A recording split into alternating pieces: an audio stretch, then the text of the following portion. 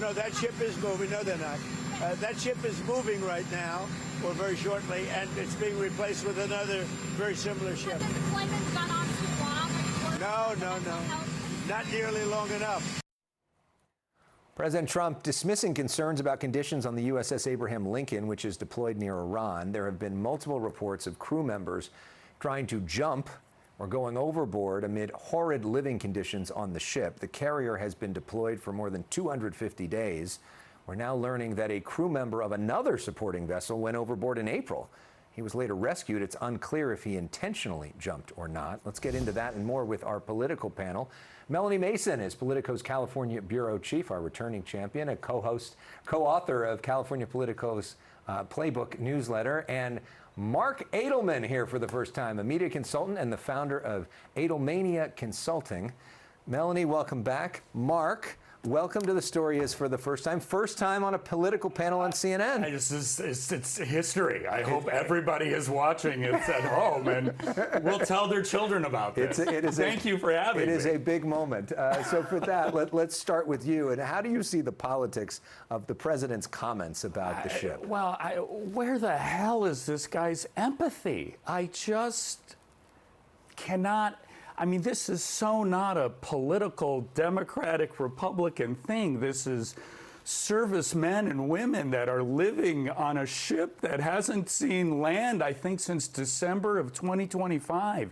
And this sort of dereliction of sensitivity and kindness, and it doesn't play well politically, to say the least. But it's just, where's the humanity? And we know, Melanie, that the military is so much of his base, too. Right, but the president cannot acknowledge that there might be adverse consequences to the war that he started, right? And so whether it is... Well, he could. He chooses not to. Well, yes, I think that his personality makes it very difficult for him to do that. And so whether it is this story or the fact that he seems to be unconcerned about gas prices going up, which is going to be tailor-made for advertisements for the fall, I just think that his inability to acknowledge that there may have been some consequences are why you're not seeing him talk with empathy, with concern for these service members. And it puts Republicans running in the midterms in a box, right? Well, I mean, as you said, a lot of his base is in the military. These tend to be Republican voters. But that is just a line that politicians do not cross, right? You are supposed to talk about how much we respect, how much we honor, how much we value the military. And the fact that he seems dismissive of it, of course, that's going to alienate voters, and Republicans are going to have to answer for that. And it is challenging for a lot of Republicans running for Senate right now. And it's really kind of shocking if you look at recent polls that a lot of Democrats running in red states are doing well. In fact, in the lead in some of these Senate races. Here's what Harry Enton said earlier about what's happening in the South. Look at this, John Ossoff up by 13 points. How about Roy Cooper, the former governor, up 9 points? And then James Tallarico holding on to that lead in the great state of Texas. So those are all states that President Trump won in 2024 that could soon have Democratic members of the Senate. Obviously, Ossoff already an incumbent in Georgia. Tallarico in Texas is sort of the white whale for Democrats. They've been going after this state over and over again. He's got a new ad about Ken Paxton, who apparently went into a courthouse and stole a pen. And at the end, you hear the guy whose pen was stolen. Watch this. Paxton walked up to the trays next to the metal detectors, rummaged through them, and came across someone else's expensive Mont Blanc pen. He decided to take it for himself. Joe's a nice guy. He'd never take someone else's pen. But he also hasn't forgotten who took his. Hi, I'm Joe Joplin, and I endorse James Tallarico for the United States Senate. Vote for James Tallarico. He won't steal your pen. So they have merch now with the pens. They've got a whole thing about this. I mean, what do you make of the serious point of this, the strategy behind this? Well, look, I mean, first of all, hey, Joe, what a great sport. Look, I don't understand. Ken Paxton, I mean, the pen is probably the smallest thing he has stolen from the residents of Texas over his tenure. But really, he's like Wile E. Coyote in Looney Tunes. I mean, it's like everything he's done is tailor-made for these kinds of commercials. And I think, especially right now where the country is hurting, people don't feel good about their futures. And you look at this guy and you look at what he's done. He was impeached by the Republican House in Texas. And his wife's not a huge fan. I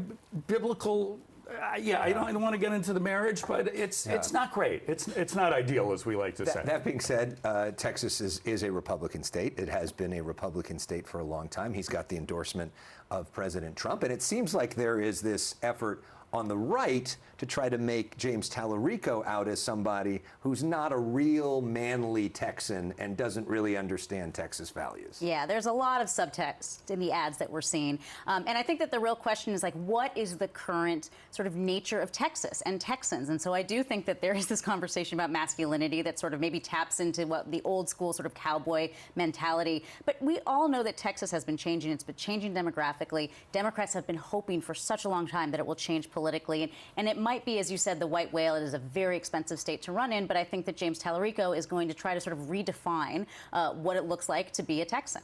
So Democrats right now competitive in places that they don't typically competitive in. Texas, we just talked about North Carolina, Iowa, Ohio, and Alaska. And in Alaska, there's quite a headline in the New York Times. Let's put this up from Mary Peltola.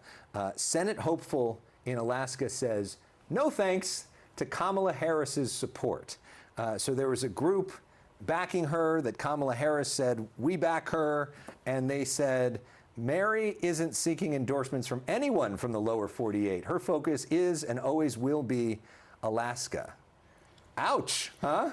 Well, look. What's the backstory here? In part, this is what happens when you are a national Democratic figure. I mean, how many times have Democrats, when Nancy Pelosi was Speaker, where they run against Nancy Pelosi, right? I mean, there is this idea of running against your party leadership. But this also seems like such an own goal by Kamala Harris and her team. I mean, sending out this fundraising missive to help Mary Peltola without maybe checking with them first if this is something that they would be interested in.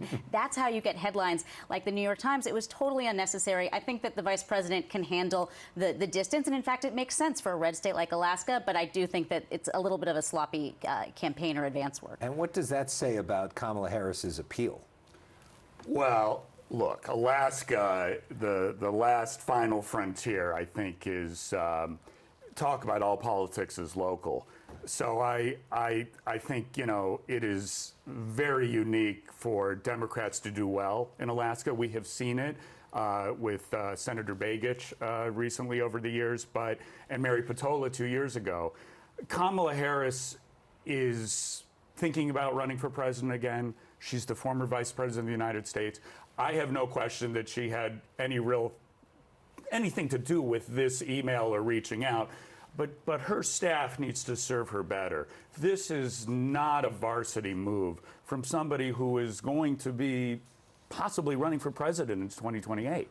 Well, somebody who is, or certainly seems to be running for president right now is Gavin Newsom, the governor of California, who spent this week in Michigan, had a lot of appearances at black churches, and also spending time on his podcast with the governor of Michigan, Gretchen Whitmer, and asking her if she's running for president. Watch this. I'm going to choose. Wow. Okay. All right. So you are running. Shut up. God, you are a pain. It's kind of, come on. It's fun to be on the other side of the mic. So how early into next year do you declare your candidacy for president? I can edit this. This is the difference. God,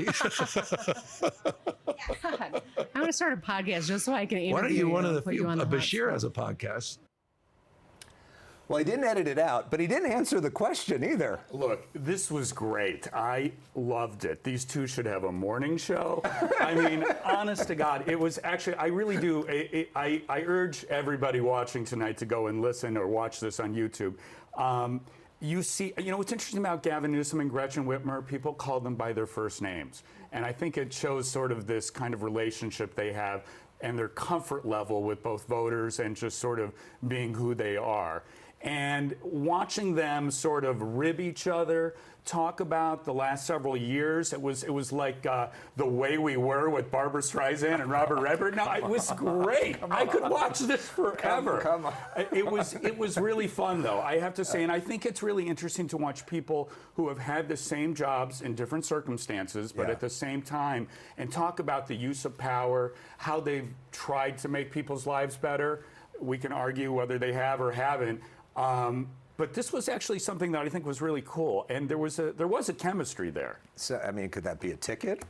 Well, I mean, we'll see. Marc, though, you didn't mention, I think, the most important point, which is that they were drinking out of something called the mop bucket. So they're at this college bar called Crunchies. I mean, I think that the location matters, right? Because I think it says a lot about the type of voters that both of these politicians, but especially Gavin Newsom, needs to appeal to. I mean, this is the wine track guy, right? I mean, he literally, Plum Track Winery. So the idea that he is now drinking beer out of a mop bucket, hopefully maybe taking a little bit of the sheen, maybe a little bit of the pretty boy image off of him and being a little bit more relatable. I think it was very purposeful.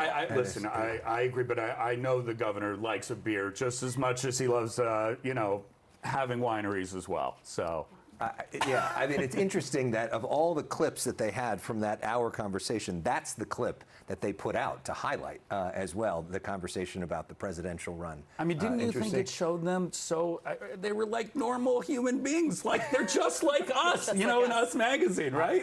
Yeah, I don't know if everybody would describe it that way, but we appreciate that. I actually do think he's much more relaxed in that podcast format, and you do get a better sense of who he is.